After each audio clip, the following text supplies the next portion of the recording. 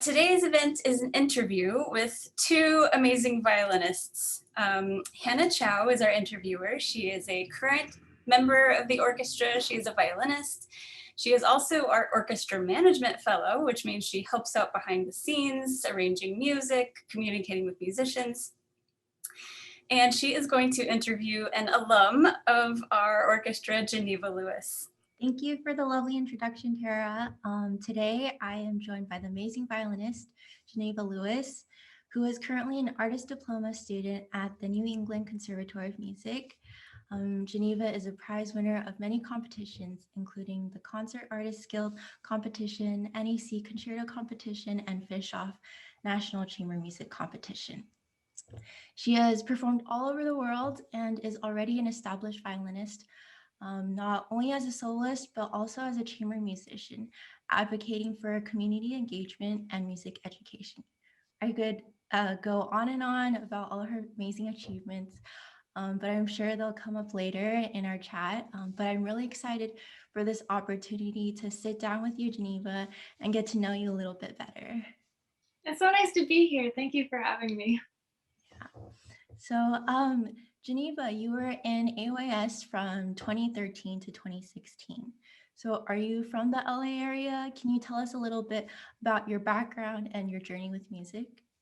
Sure. So I'm originally from New Zealand. I was born and grew up in Auckland, where I lived until I was 7. And then I moved to the States. My mom is American and from California. So we moved to Irvine, actually, where I lived, pretty much up until I went to school in Boston at the New England Conservatory. And when I was younger in Orange County in LA, I went to the Colburn School in downtown Los Angeles. I was a student at the community school for about 10 years studying with Amy Creston, who teaches there, and she's the concertmaster of the Pasadena Symphony. And yeah, as you said, I was in AYS for a few years in high school. So yeah, I would say I was, during high school, part of that kind of LA music scene, which I really, really loved. Yeah. Do you have any memorable experiences at AYS, like during rehearsals or concerts, or just like making friends? Yeah, absolutely. I remember even before I started with AYS, hearing about it, and I had some friends who were already in it and friends who were planning and auditioning. So there was definitely this very collegial feeling from before it even started, where I was prepping for this audition with friends and getting super nervous about getting in. And yeah, it was definitely always a highlight of my week to go to these rehearsals. And I remember my first rehearsal with AYS, and we were reading through Symphonie Fantastique by Berlioz, and it just absolutely blew my mind. I don't think I'd actually played in a full symphonic orchestra before. I'd been in kind of chamber ensembles, and I remember just that first rehearsal being like, oh my gosh, like this is something I've really never experienced before and really love. So honestly, just that first rehearsal with AYS was really special for me. Oh, that's awesome. Yeah, we still have a lot of members of the orchestra coming from Colburn and like throughout the schools around LA area.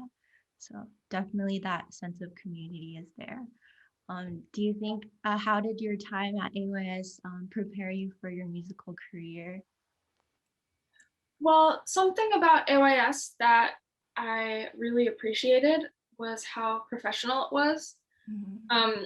I feel like it was maybe the first environment I was in that felt like a job and felt like we were professionals, which I think especially, I know members in in the orchestra are some in high school and some in college. And I think for the high schoolers especially, it's kind of an amazing feeling to go in and, sorry, my computer's kind of glitching. Did I cut out at all? No, you're fine. No, okay, sorry, just checking.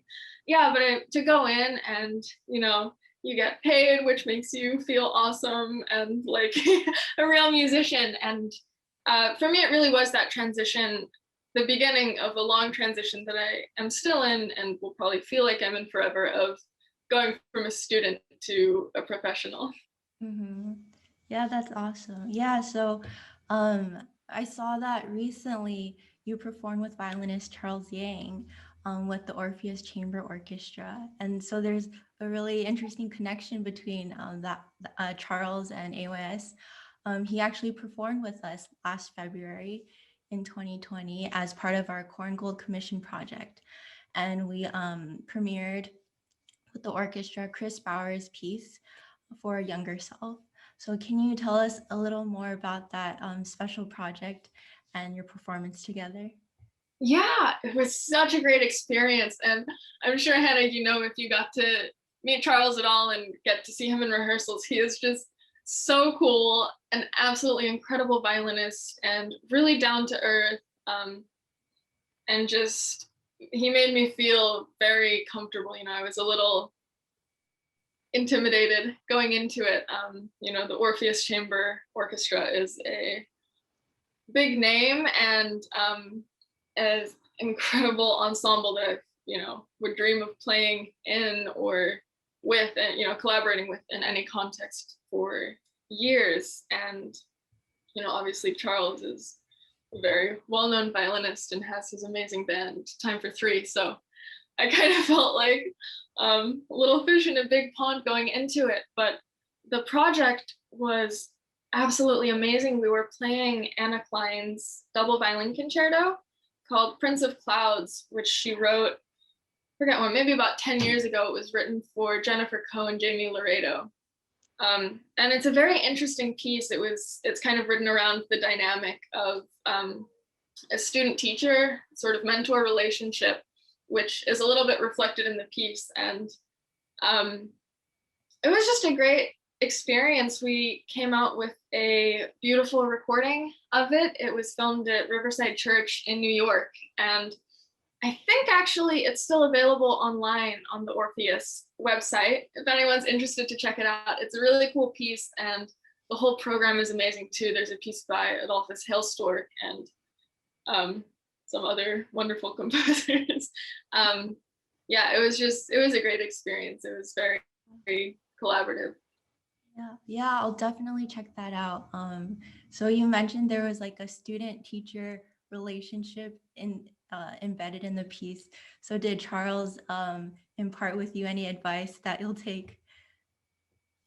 Yeah, I mean, I guess it was kind of interesting because it's like, of course you get to this thing and it's like, you're doing the same job and you're on the same page. But as I said, he's someone I really look up to. So I was definitely looking for, in a sense, you know, some kind of guidance and mentorship from him.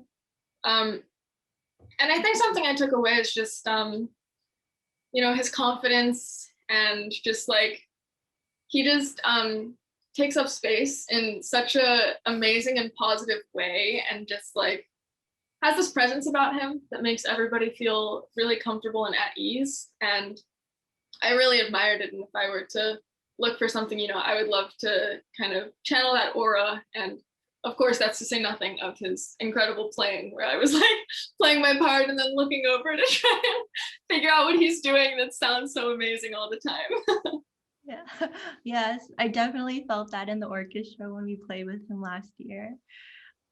Yeah, so with a simple YouTube search, I could find a multitude of videos of all your performances, and I found that many of the pieces that you've performed are either like very contemporary pieces and include composers that I haven't heard before or aren't as commonly played.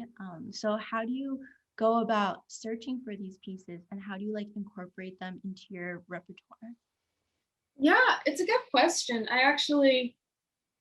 It's funny, I kind of realized recently that even just within my studio at school, apparently I've kind of garnered the reputation of like bringing in all this music that no one's ever heard of, which isn't necessarily my intention. You know, I don't have a particular agenda about going and finding underplayed pieces or anything. You know, I just start with, I just want to play music that I love. And generally, if I end up finding these pieces, it's usually because I've just gone down some rabbit hole of either looking into repertoire that if I hear a composer where I really like their music, I'll be like, oh my gosh, did they write anything for violin? I have to see. And if they did, I'll look into that. Or I hear a colleague or some performance or stumble across something and I'm just like, oh, I want to play that. And there are a few certain genres that I more specifically seek out. For example, being from New Zealand, even though I haven't been there in a long time since I left, it's definitely a big interest of mine to kind of reconnect down there and especially bring some music from Kiwi composers to around the world, because there are really some incredible pieces that are not often played that I would love to introduce to some people. And yeah, but really it's just kind of what I come across naturally that I'm like, I have to play this. Yeah, that's awesome. Like giving more exposure to composers that aren't usually heard of. That also reminds me of, I've seen some of your videos where you do like alternative music or not classical music where you'll sing and do covers. Can you tell me a little bit about that and how you started to do that? Was it something that you always did growing up?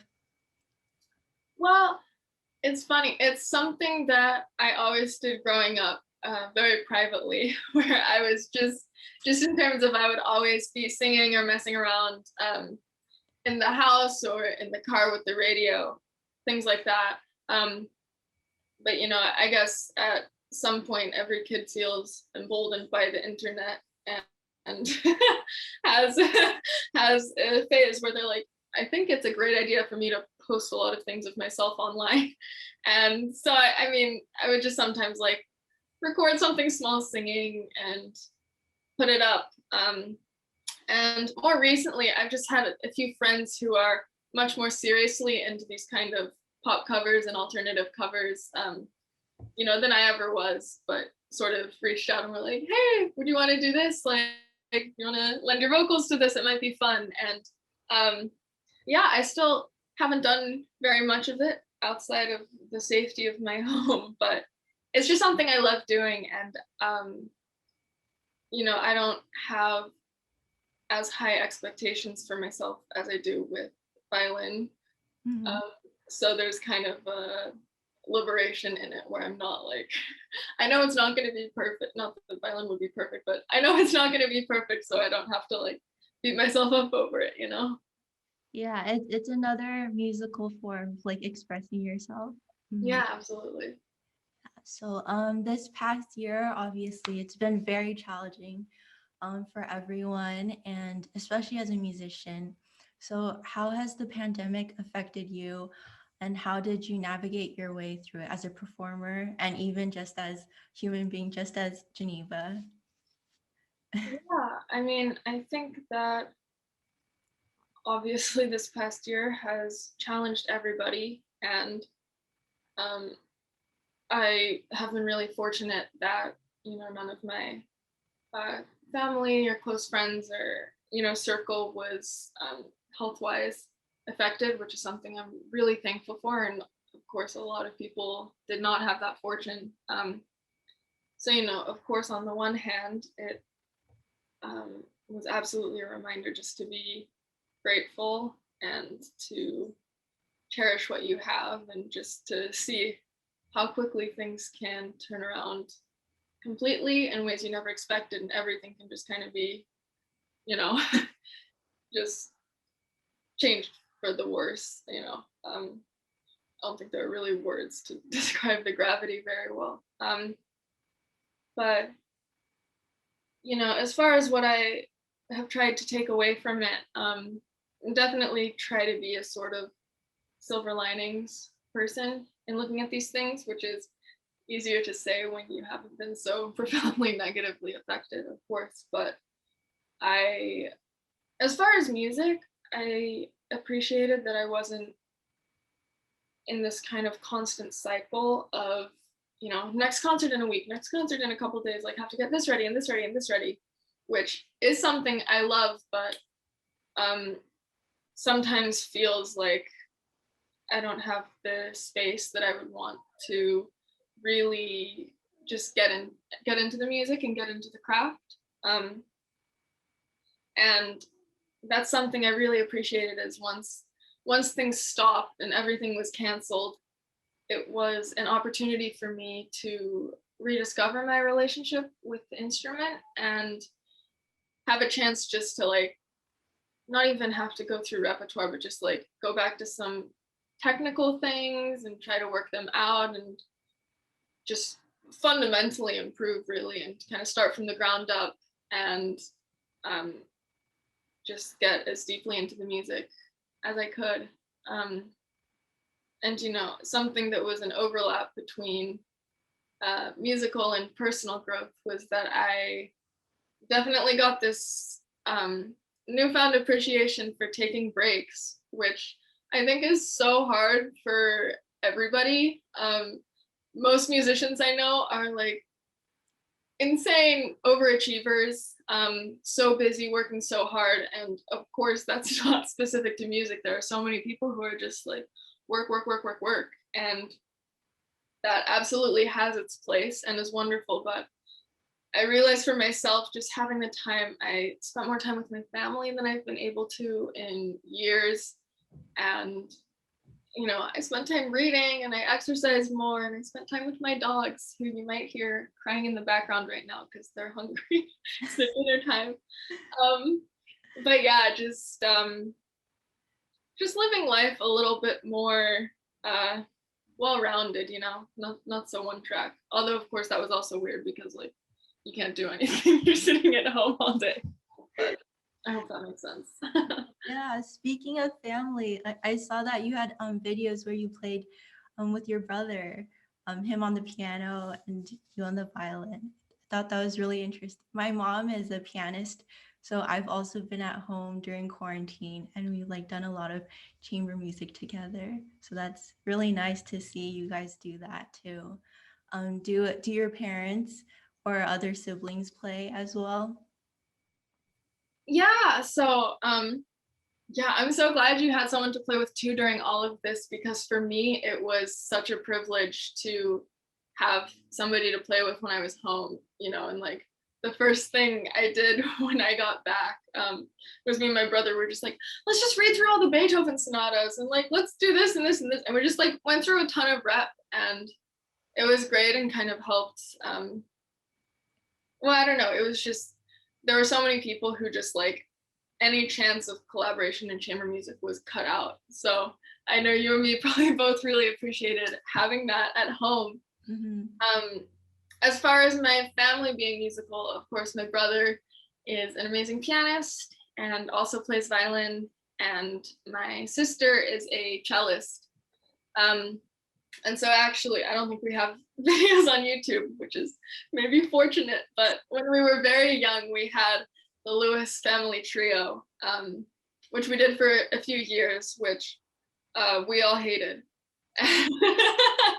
But we did play a lot together. But my parents are not musical. They my father was a tennis player on tour, and my mom was a runway model. So quite a diverse background, actually.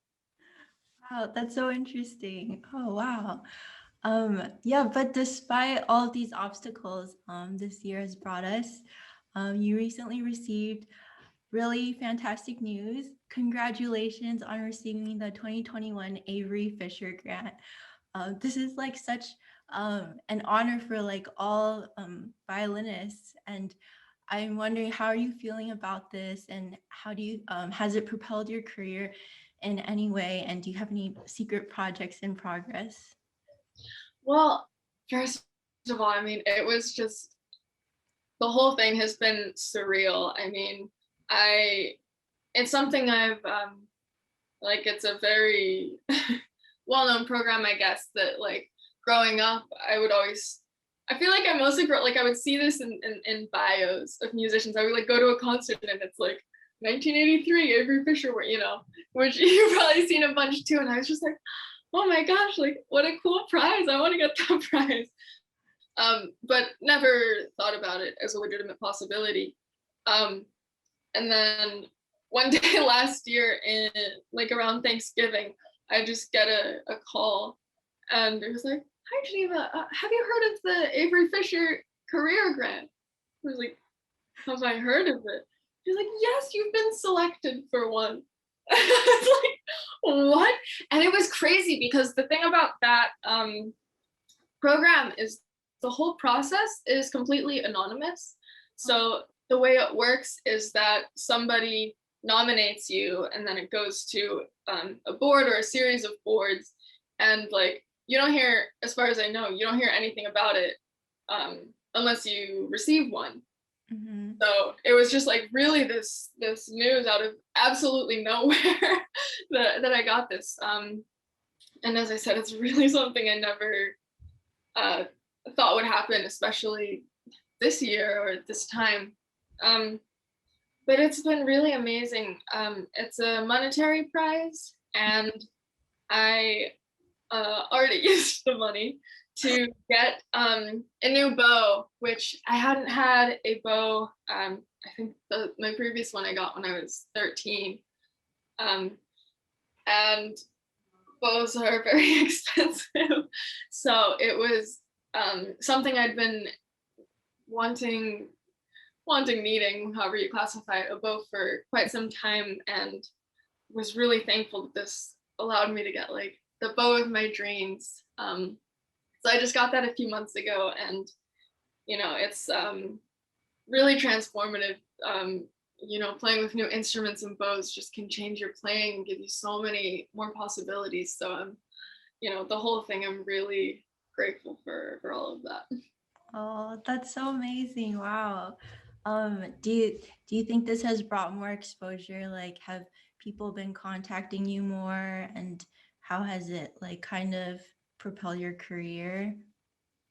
Yeah, I mean, I guess that's more of the behind the scenes stuff that my manager Tim, who's on this call, could tell you all about. But yeah, I mean, something actually from earlier this year, I joined the roster of the Concert Artists Guild. They have a competition where if you win, you go into their roster. It's a management agency, and so through them, actually, and I'm sure with the help of the Avery Fisher, once that news came out, it's been really exciting starting to see like the next couple seasons start getting booked for concerts.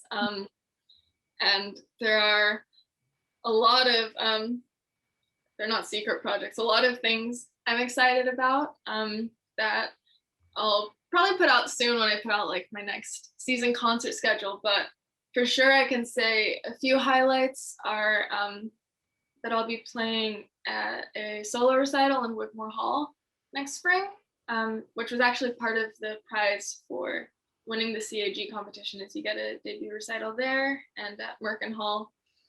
And one thing I'm so excited for is that I'm going back to New Zealand actually for the first time since I left when I was 7 in 2005. And I'm playing Mendelssohn Concerto with the Auckland Philharmonia, which is like my hometown orchestra. And it's been such a dream of mine for literally my whole life to do that. And Mendelssohn Concerto is one of my favorite pieces. So that is definitely something that I'm really, really looking forward to. Oh, wow, that's such good news. Congratulations. Thank you. So in the age of social media, there's like a new popularity of music streaming. And do you think that's affecting the popularity of classical music? And I know that you're also pretty active on social media. So to what extent do you think classical musics need to adapt to this new age?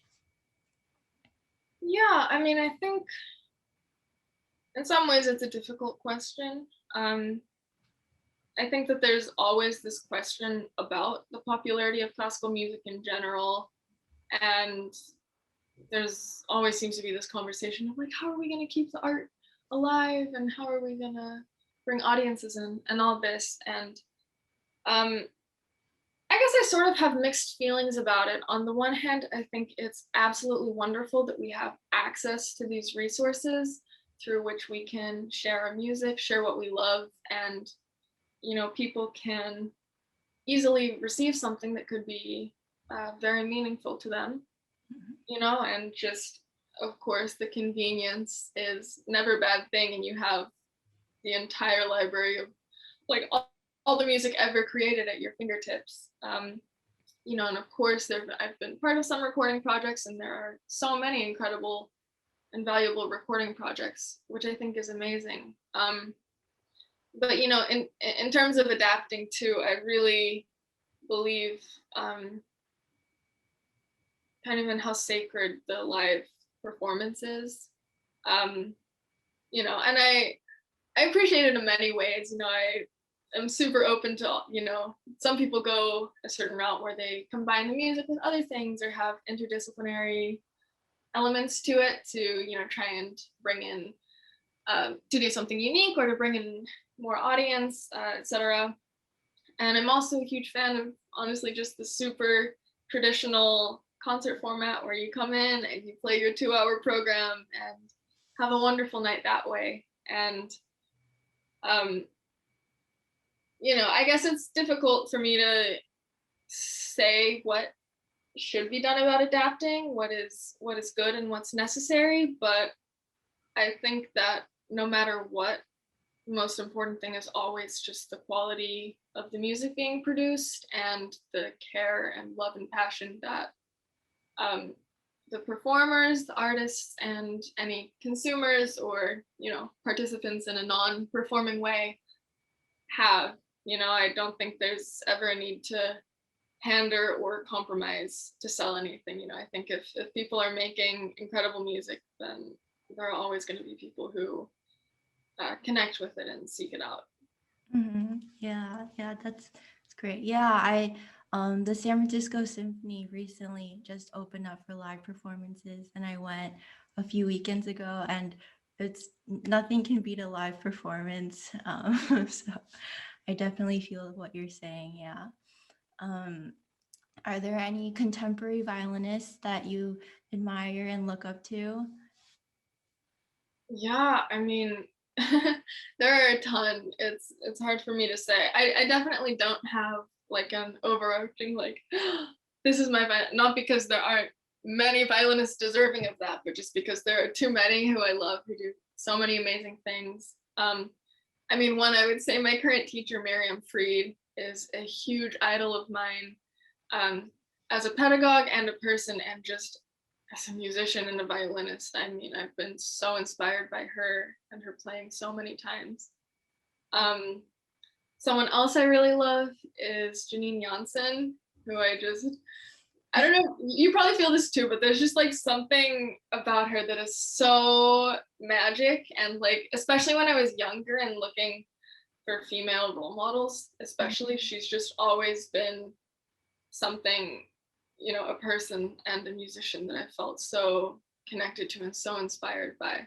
Mm-hmm. So if I were to like name one person as like a contemporary younger performing violinist, she's probably who would come to mind for me. I feel the same way about her.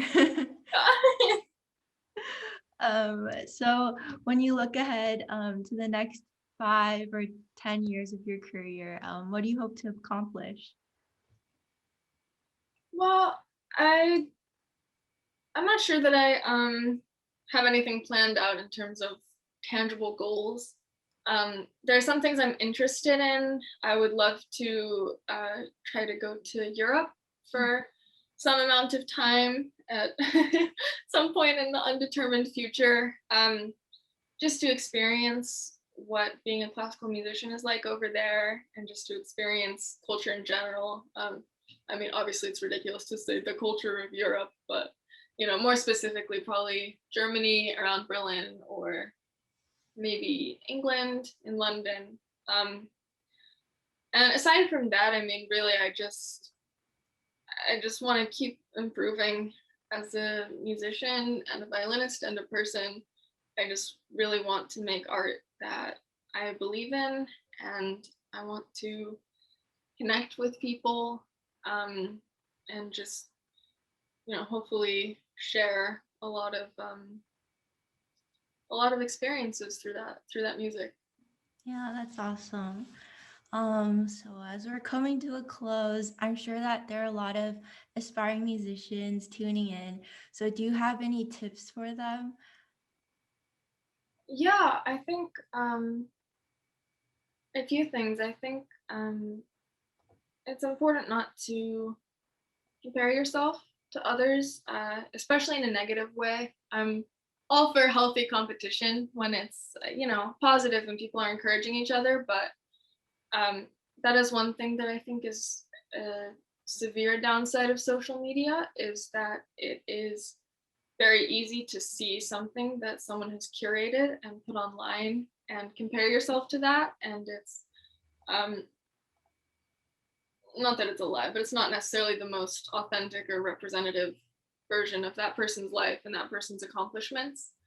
So I think it's important just to stay grounded in reality, and to also just to make sure that you enjoy what you're doing, that you love it, Mhm. um, and to be creating music in a way that works for you. That's how you want to be doing it. And Mhm. that doesn't mean like, you have to jump out of bed every day and be like, I would love to practice for 8 hours today. That's all I want to do, but just making sure that you really enjoy it, whatever your goals are with it. Mhm.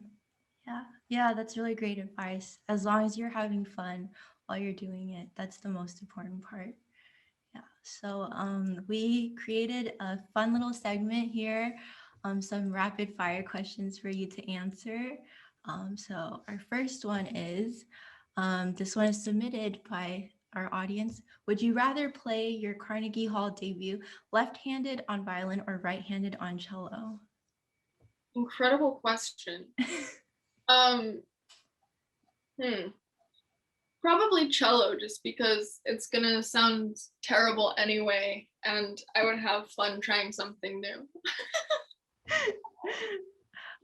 What's a song that you've been playing on repeat? Um, Janacek Violin Sonata. Who is your current favorite composer? Mm, Brahms. Is there a musician or ensemble that you'd like to collaborate with? Um, Honestly, Auckland Phil. I'm so excited about it. Favorite venue you've performed in? The recital hall at the Concertgebouw in Amsterdam.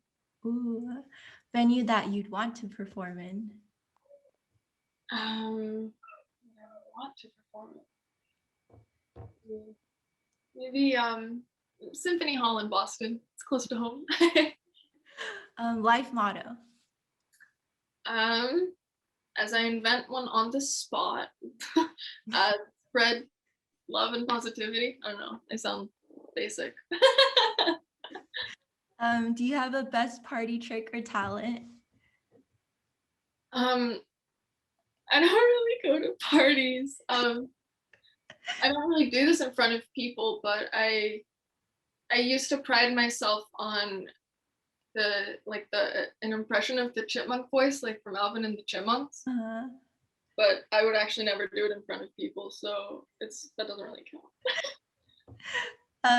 what keeps you going and staying motivated? The people around me, the people I care about, and the people who inspire me. Okay, well, thank you so much, Geneva, for joining us. And we're so proud to have you as an AYS alum. And I hope when all this pandemic is over, we get to hear you perform live at some point in the near future. Oh, thank you so much for having me. It's so nice to meet you, Hannah. And I hope that you are loving your time in AYS. I'm sure you are. And this has been really fun for me. I'm so happy to be back and reconnect with everybody. Thank you.